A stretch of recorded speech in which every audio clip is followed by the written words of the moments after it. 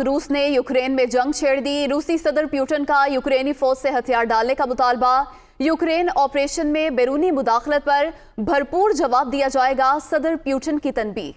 रूस ने यूक्रेन में जंग छेड़ दी है। रूसी सदर पुतिन ने यूक्रेनी फौज से हथियार डालने का मुतालबा भी किया। सदर पुतिन की जानिब से यह तंबीह भी की गई है कि यूक्रेन ऑपरेशन में बैरूनी मुदाखलत पर भरपूर जवाब दिया जाएगा।